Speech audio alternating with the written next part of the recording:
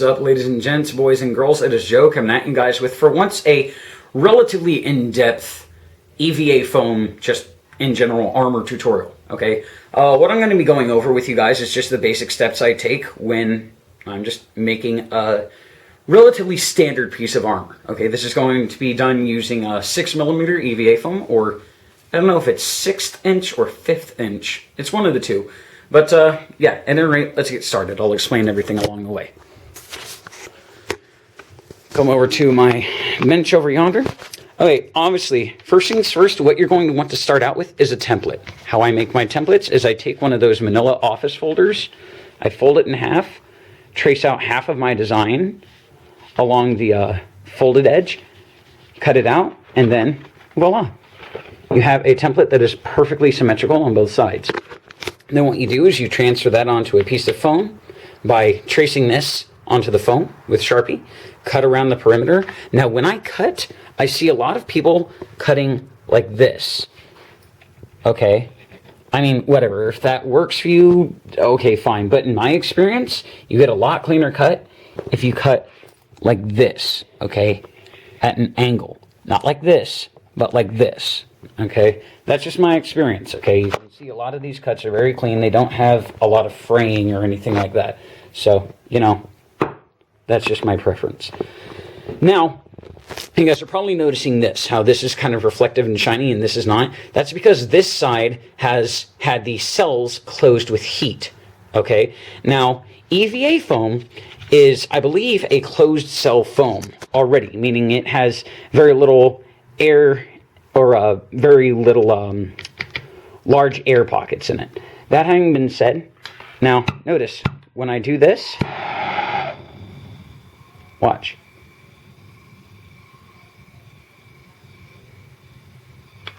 Now the reason why that gets shiny is because it sort of melts the top of the foam just barely, and it collapses those very, very small left open cells in on each other.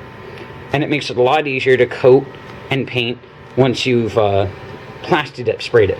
Now, once you've done this, I also bevel the edges. See this little line right here along there? That was beveled using my bench grinder. I turn it on, the wheel spins, and I go like this. And that's how I get that little beveled edge. I just think it adds a bit of extra dimension to the armor. You don't necessarily have to do that, but you know, that's the route I take. Then you move on to the next step, which is heating. Flip it over, take your heat, go over it until you get this black color right over here. That's not a shadow, that's actually just a slightly burnt foam.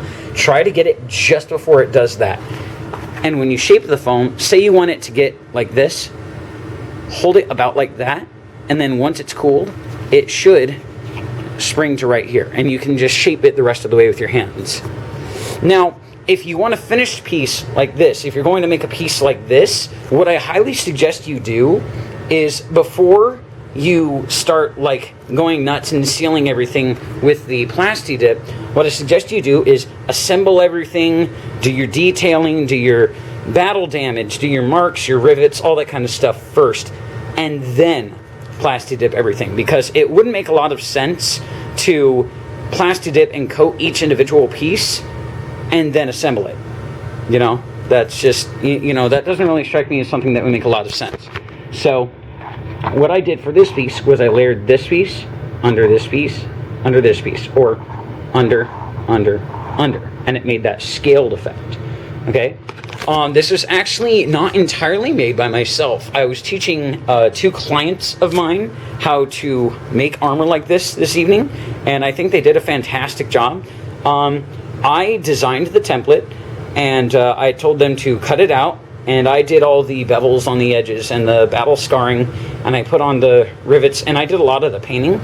Now, that may seem like I basically just made the armor myself, but in reality, one of my students, he actually made this gem right here, and it's a surrounding encasement, out of foam.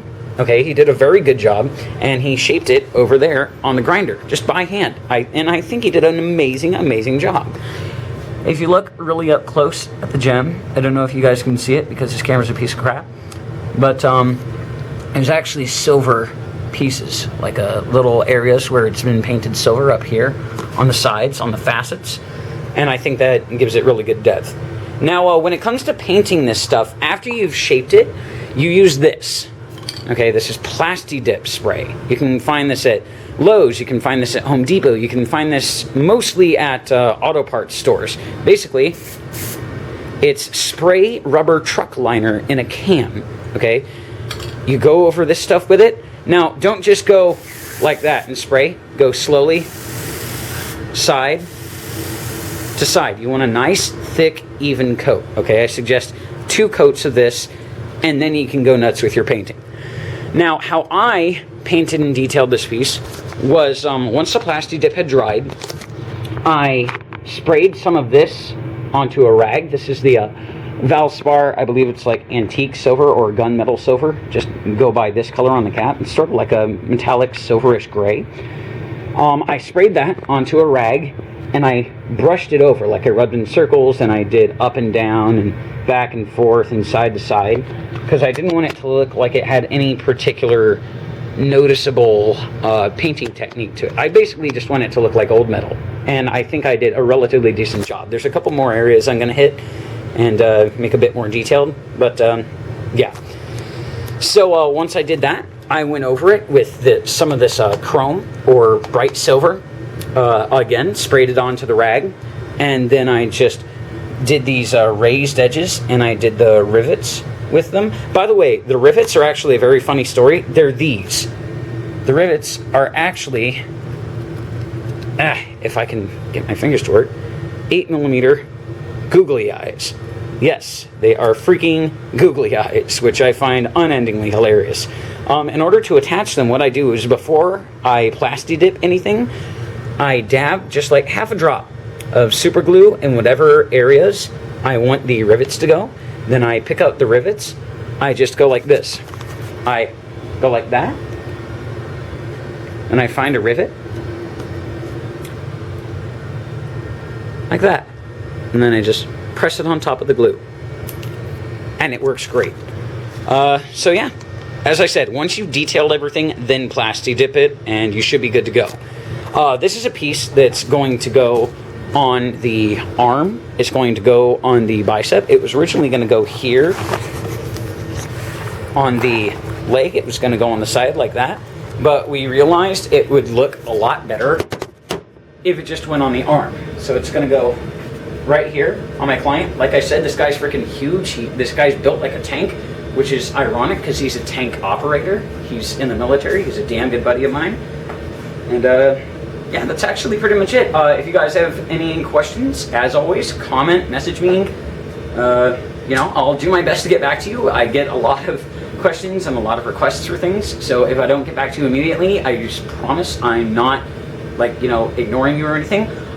Real quick before I go, I want to give a shout out to a subscriber of mine that I met at Radio Shack here in San Jose a while back. A delightful young man by the name of Gage. He's extremely intelligent, super great kid, and you know, it was really nice meeting someone that was familiar with what I do, that was a fan of my work, and that was really cool. It was great meeting you, bud. That's pretty much it for now. I've got a bunch of work to do before I hit the hay tonight, and yeah, more news as I progress. All right, catch you cats on the flip. See you guys.